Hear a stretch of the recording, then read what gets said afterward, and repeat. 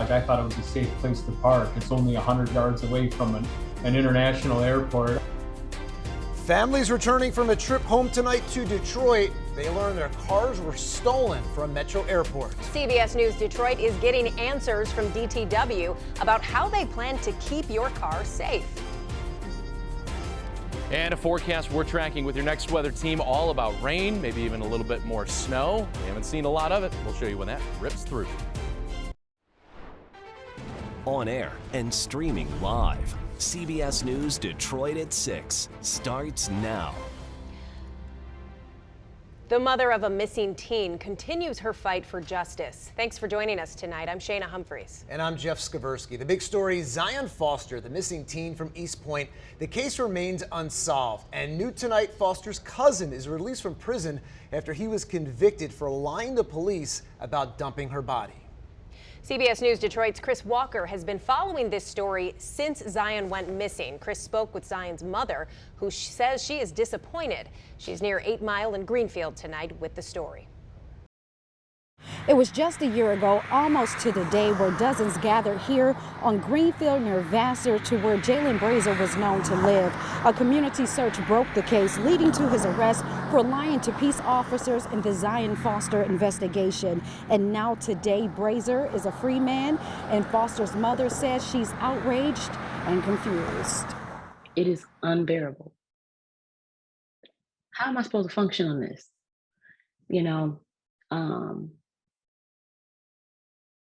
Yes, people keep telling me you have other children and, you got to live for them and all this other kind of stuff. But no one that I know has ever been through this. Macomb County Prosecutor Peter Lucido is telling CBS Detroit Jalen Brazier, the cousin of missing teen Zion Foster, is out of prison. He was locked up last year for confessing to dumping the 17-year-old's body after she went unresponsive. After spending less than a year behind bars, Brazier was released through a boot camp program. Prosecutors say he was eligible since he didn't have any prior convictions. I want them to go ahead and get him for what he said he did. And more. I want them to uncover the truth, and I believe that they will. Foster went missing January 4th, 2022, after she left her East Point home with Brazier. She was allegedly dumped in Detroit later that night. A massive search effort to find the teen in a Lenox Township landfill was unsuccessful after digging through rubbish for months. Detroit Police Chief James White says the investigation is still active on their end, and investigators are committed to bringing the family closure. You've got members of this department that volunteered their entire summer to dig at a literal dump site and look for her. That case is still wide open. We think we've got a strong suspect for that case. There's a lot of work to be done, and we're going to continue to do that work. From Detroit, I'm Chris Walker. Here's a live look at Southfield from our CBS Detroit studio. Yet another cloudy day, and now we're expecting some rain on top of it. Next, weather meteorologist Ahmed Badji is keeping an eye on conditions tonight. Ahmed, there's a chance this rain turns to snow, correct? Yeah, it is, and I know that's something that I know you really don't want to see that coming, but we have just a little that we have over the horizon. The issue is the system is really quite big. This big spiral, all that cloud cover over the Midwest, that is the entire thing. The line shows you kind of where that center of some of the warmest air will actually move on in, which is why most of this actually stays as rain. But before we even get to that, an update for all of you that are either heading out the door this evening or will be. We have a major issue on 696 right now in areas basically just east of Southfield. Power lines are actually blocking the entirety of the interstate. We're keeping an eye on that right now. I have a message out to DTE. We're going to get to that hopefully with an update in just a few minutes, but wanted to give that update there for you. It's not very often you get those really large power lines blocking one of the interstates in the area. Now, the issue going into the next few days is that for Thursday, while that rain moves in, we could have some strong enough winds. You could see an isolated outage even in your neighborhood. Showers there for both halves of the day, briefly dry right around the midday hours. But what if I were to say that we may even end up with a couple of stronger to near severe storms in January? Wow. We're going to time out that for you and show you who's most likely to hear the rumbles. All right, we'll see you in a few. Thank you, Ahmed. And all new at 6 tonight, the future of Troy's volunteer fire department is in question thanks to an ongoing battle over taxes. The IRS is demanding the city shut down its volunteer firefighter incentive program. That program has, for years, offered the volunteers retirement benefits that they can eventually cash out. But after an audit, the IRS says the plan was not taxed appropriately and must be changed. Troy Mayor Ethan Baker says the city is trying to come up with some alternatives before any volunteers call it quits. Whatever we do, the replacement plan that we're going to have to work on, and we are working on it with outside counsel, is going to have to make sure our firefighters want to stay here in the city of Troy doing what they love doing and risking their lives for us every day. We will keep following this story and bring you updates as they happen on the air and on streaming on the CBS News app. Now to a developing story in Detroit. The city's Police and Firefighter Pension Board is suing WWE Executive Chairman Vince McMahon after his controversial comeback to the organization. The pension plan for Detroit's cops and firefighters are WWE investors, so they want to block McMahon from potentially selling the company. CBS News Detroit's Andres Gutierrez has been all over the story. He's at the Coleman Young Municipal Center in the heart of downtown Detroit tonight, breaking down what these allegations mean. Detroit's police and fire pension system is accusing WWE CEO Vince McMahon of violating company and state laws. The police and fire retirement system has a $2.8 billion fund and has invested $100,000 in the wrestling giant. They're now trying to stop McMahon from retaking control of the company's board of directors after he was removed in July 2022 for paying out hush money to 4 women to cover up alleged sexual misconduct. The lawsuit seeks class action status and argues that McMahon breached his fiduciary duties as the controlling stockholder in order to get himself back on the board, which could expedite a sale. In a statement, the retirement system wrote it believes that there is an important public policy issue at stake given the allegations leveled against McMahon in his efforts to undermine the orderly conduct in running the enterprise for the benefits of his shareholders and employees. Ultimately, the ongoing legal battle could slow down the process of any sale. Reporting in Detroit, I'm Andres Gutierrez. If you park your car at the airport right before a flight, you'd expect your car to be safe, right? Well, maybe not after you take a look at these numbers from DTW. They show car theft is on the rise at Detroit Metro. The airport tells us there was a 900% increase in 2022 compared to the year before. So we're taking a closer look. Our Ray Strickland went to the airport to find out what management plans to do to protect your car when you're out of town. It took a few seconds just for us to just comprehend that this was really our car. So I thought, well, maybe there was a mistake. This is what Joe Habecker found when he and his daughter got back from vacation. His 2022 Jeep Wagoneer on bricks, sitting in the middle of Detroit Metro Airport's parking garage. The tires were stolen. I thought it was a safe place to. We'll have more from that story on our website, cbsdetroit.com. If you're watching tonight from Romulus, remember we're in your neighborhood around the clock, streaming live on the CBS News app, free to download. I would hate for anybody to go through this silence and housing. The heartbreaking story of a man who lost one of his best friends. He is now calling for change in his community. We have his story up next on CBS News Detroit. And that forecast with a chance for some thunderstorms in January. I'll show you who could hear the rumbles. Now to a tragic story out of Clarkston. A man is heartbroken after his dog was killed in a hit and run on a busy street near downtown. We're zooming in on Depot Park in Clarkston, where CBS Detroit's Alicia Bergio has a message from the dog's devastated owner. South Main Street is a major roadway in downtown Clarkston with hundreds of drivers passing through daily, some that don't follow the speed limit. And as a result, one family is mourning the loss of their pet. He was loud and obnoxious, but everybody loved him. Yeti was Gregory Vandervoort's 2.5-year-old husky, a ball of energy who loved life. A lot of people knew him by name just walking down the street. On Monday afternoon, the unthinkable happened. He had escaped out of my house, and then he had ran across the street. I'm sure he was trying to go to the park. Vandervoort says his dog was struck by a truck going too fast down Main Street near Laurelton Road and Depot Park.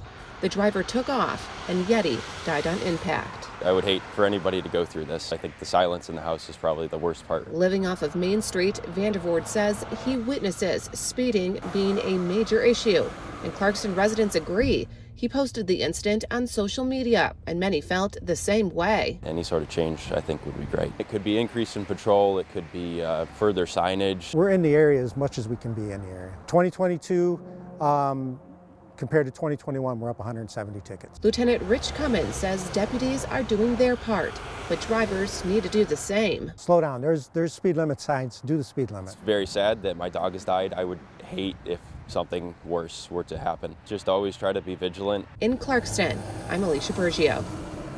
Ahmed Badji now back with us for the latest on the weather. We have rain coming, and don't say that S word. Oh, no little, snow. Just a little snow. See, you said it first, so now I'm allowed to say it. So we do have a few snowflakes coming on in. The issue, though, may not just be that, is the fact that we may end up with a couple of solid thunderstorms tomorrow afternoon in January. In Michigan. It's a little interesting. So here's the thing that goes along with all that. We've had this big system bringing us a lot of warmer air, mixing with that colder air, and that's what's caused us to have this setup for the storm system now. So here's what we have going on into it. The main thing is Doppler radar now, nice and clear, right? But that's not going to stay that way because actually down to the southwest, if we look all the way through, that's not what I wanted to give you just yet. When you look a little further down to the southwest here, this is already starting to crop up, and we've got a solid amount of rainfall for you. That, even though it's going at a few miles an hour, is still a solid distance of about a couple hundred miles or so for us. But by the time we get into the rest of the night, and while we have those clear skies at the moment, that cloud cover, those upper 30s will keep it all as rain. That is what transitions into the main part of the next 7 days. Your next weather team watching those upper 40s going into tomorrow, and all those 30s, even those mid 30s through the extended, are well above our average marks. This is a mild January. If we get maybe just a flake out of it tomorrow or going into tomorrow night, we would still stay in the top spot for now of the most snowless January on record. And those records go back to 1880. But the rain for us moves on in late tonight, goes all the way through to about 10 to 11 a.m. We get a break, we get to warm, and as soon as we reach our warmest point, we want to go outside and enjoy the fresh air. Then we get poured on, and we stay that way, going well into the night. By the time we get past midnight going into Friday morning, then it turns into more of kind of a lake effect snow criteria. So let's time it out for you. This is the part to watch for. You can see the divide line tonight going well into the overnight hours. Showers start to move on in. They push through a little bit of snow activity up towards Sanilac, but otherwise there's that drier air going in from 9 to 10 a.m. toward midday. That is where the storm activity tries to move on through after that. The highlight for actually the strongest activity is still down toward the Ohio border, and that's what you see right here with some of our southern counties, actually Monroe, Lenawee, seeing a little bit of that highlight for some stronger storm activity, while the rest of us will likely get a couple of rumbles out of it going through that heat in the middle of the afternoon. And I know it sounds weird to say the upper 40s is heat, but it definitely is on the mild side. We're supposed to be in the low 30s actually for this time of year, and we are nowhere near that, of course. And we still, even into the end of January, by the end of next week, are well above our average highs. Wow, like you said, it sure doesn't feel like it, but that's a significant difference. I know, and part of me is going, you know what, I want to see some snow, and the other half of me that's a lot louder is going, I'm really enjoying these 40s. Take it easy for the next few weeks, yeah. Thank you, Ahmed. In Lansing, the state capital, lawmakers say school safety is one of their top priorities. Nearly 200 districts are receiving grants to hire school resource officers. School leaders across Michigan say they've been asking for help for years. We're zooming in on 9 Mile and Cousins, where our Tanya Motorzitsky is at East Point High School with the story. In this educational utopia at East Point Community Schools, they're looking forward to having more than just digital eyes helping them with security. We've been working on this for several years to get a full-time officer in the school in light of what's been going on around the country. For the first time, East Point is getting its first school resource officer.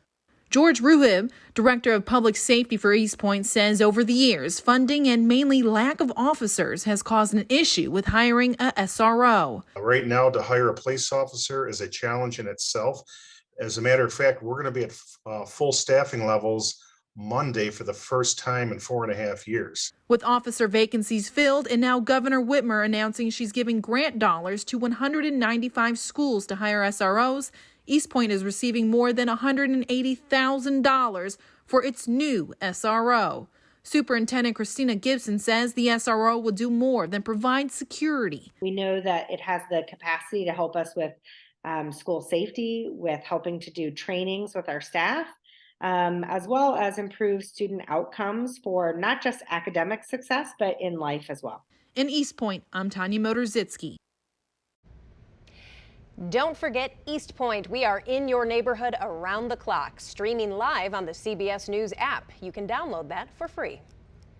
Detroit is known for its history of boxing champions. All the proof you need is in the fist of Joe Louis in downtown. Sure, you've seen it. Now there's a new generation of champs stepping into the ring. For one man, it starts with the revival of an old gym. CBS News Detroit's Ronnie Duncan has his story, and it's coming up next.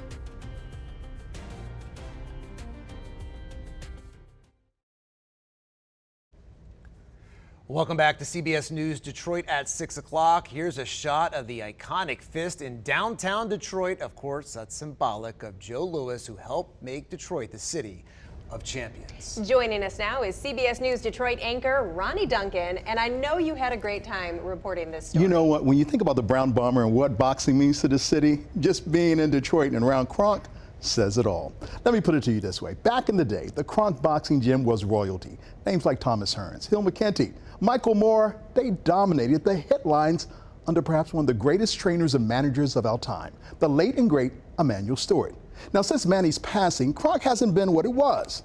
However, there's a new plan to restore the gym to its glory days, and it starts with the kids. I see my coaches and I see my friends, and I like to box. And with friends that hit like that, Navi Reeves can say these boxers have her back. It's all part of the rebirth of the Kronk Boxing Gym and the Emanuel Stewart's Champions of Tomorrow. Both bring Kronk back to where I think Emanuel's legacy would be proud. A legacy that Jeff knows all too well, which is legendary in Detroit and around the globe. More than 40 world champions on its roster, and no one ever skipped their way to the title. Former welterweight champion Milton McCrory was one of those that benefited from having a boxing gym like Kronk available to him as a young kid at no cost. It's important. I mean, we was blessed that, I guess, to be good and to do good in the gym. So he took care of us not paying money to come every year or every. So me and my brother was blessed. Back in the day, the community came aboard. And now with Born in Detroit making a t-shirt just for Kronk, they say it's bigger and better things down the road. We saw that the Escott Foundation was a great sponsor that we could get involved with. And if support like that keeps up, these boxers will be flipping into the world. I think this is an opportunity for some light to shine in a otherwise dark world on what we're doing with these kids. And it's not just the formalized programming that we're doing with the kids, it's each kid's individual story. You know what, taking those kids off the street, that's what it's all about. But the most important thing is that they want to do more. You can find out more on our website. Go to cbsdetroit.com, and if you want to make a donation, tell them Ronnie sent you. I like it. I love that. You know that experience is going to be life-changing for Absolutely. all of those kids. Absolutely. See, if Jeff gets out of line, that hook's coming right at him. I might have to start training. It's an incredible workout. You guys are going to take me out. I just know it. All right, thanks, Ronnie. For our viewers in Birmingham, don't forget we're in your neighborhood around the clock, streaming live on the CBS News app, available for free. And here's a look at what's coming up next on the CBS Evening News with Nora O'Donnell. Coming up right here on the CBS Evening News, with more than 9 million American kids suffering from food insecurity, we're going to take a look tonight at the problem of school lunch debt, how some districts are relying on private donations to keep kids fed. That's all tonight right here on the CBS Evening News. And Ahmed is back with one final check of our weather tonight. So, we've been talking about this for a couple of days, and now we are standing right on the edge of those achy joints finally starting to hit you, right? So if you are somebody that has those sinus headaches, when the pressure changes really fast, or if you get that achy knee, Nobody can see me do the stanky leg right now. But it is going to be that issue here dropping over the next 24 to 48 hours, all the way through about Friday around noon. That's when the pressure goes back up. But this is a significant pressure drop there for us. You wouldn't think it's much of an issue, but with the rain coming on in, if you're somebody that feels that, this is going to be It's an issue if you do the stanky leg. Little I'm telling you right now. On the stanky leg. The desk is in the way, so that's my escape route for not having to do it. All right, thank you very much, Ahmed. And thank you so much for joining us tonight. That does it for us here at 6. But of course, you can continue watching as we are streaming on the CBS News app. For Shana Humphreys, I'm Jeff Skaversky. We'll see you in a few minutes over on our CBS News Detroit streaming app.